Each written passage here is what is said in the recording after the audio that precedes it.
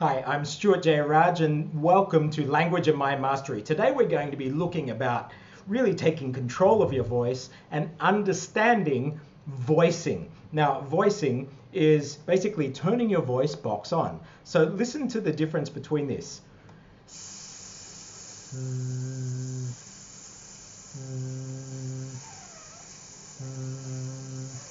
So what am I doing there? Did you see my mouth move at all? No, I'll just turn my whiteboard on here.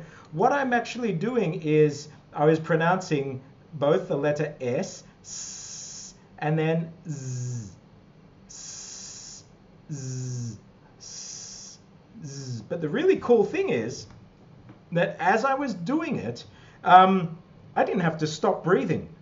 I can just keep it in the one breath.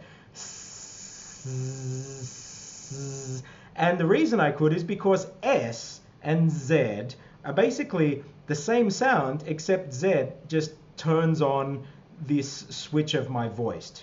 Okay, so that's voiced, that's voiced, that's voiced. That's without the voice, so we call it unvoiced or not voiced. Now, one fundamental principle when learning languages is understanding this difference between voiced and unvoiced, being able to reproduce it or say, oh, let's do the voice version of such and such. And just basically internally when I learn a language, I'll be pairing those letters together and seeing do they exist. So let me just open a new page up here. Some voiced pairs that you'll get are k, we just learned about aspiration, so k, g, okay? Then we have t,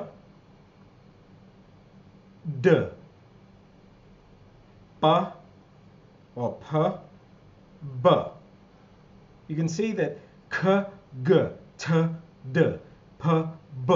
Your lips, your mouth are doing exactly the same action in this. The only difference between this column, so let me change colors.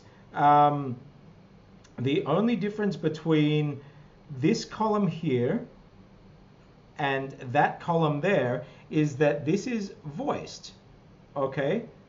And this is unvoiced.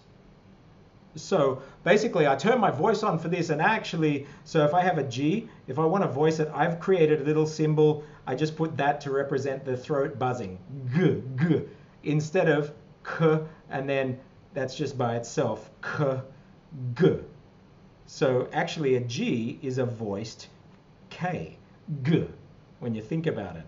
So this is my throat, this is my symbol I made for the back of the throat. Looks like Korean, that's because the Korean symbol is the tongue at the back of the throat, and I put my glyph over it. That makes it g, g, okay, versus my symbol for the back of the throat and then aspirated equals k, okay?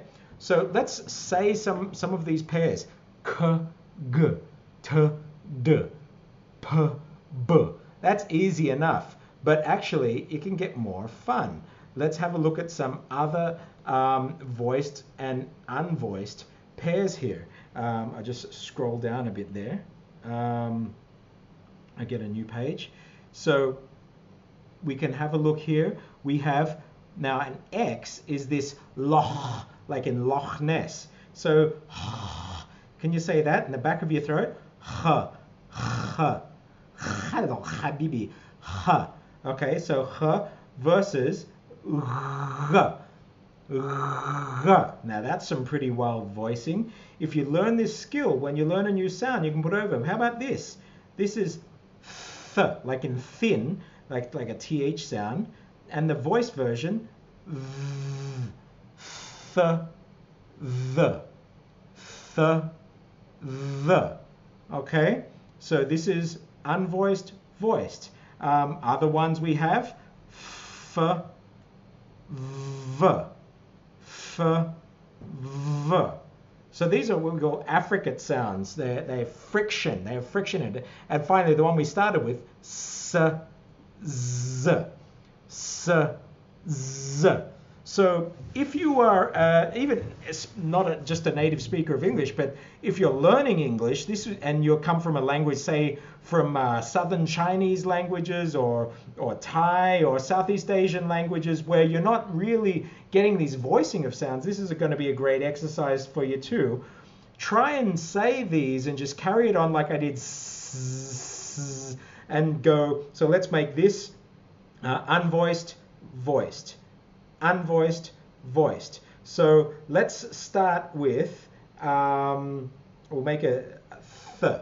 So watch this.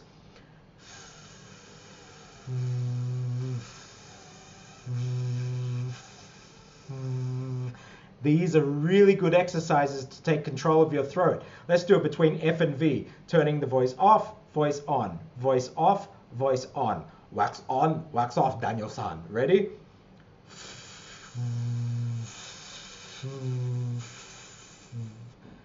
And run out of breath.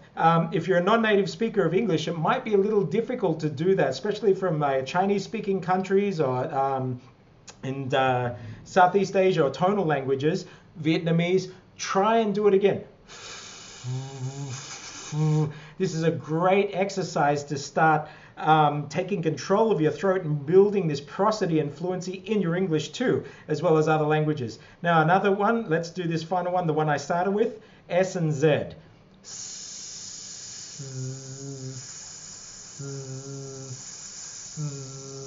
So the whole thing of this lesson that we're looking at, voicing. We want to take control of our voice, and by being able to take control, then we can actually start to voice sounds that you mightn't be familiar with in new language, and having a very clear pronunciation rather than having this foreigner pronunciation. And for example, we don't really have this sound in English, but listen.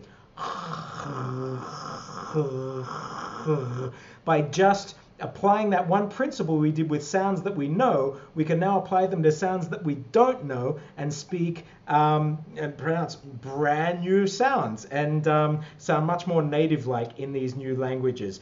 Voicing. I'm Stuart J. Raj, and this is Language and Mind Mastery.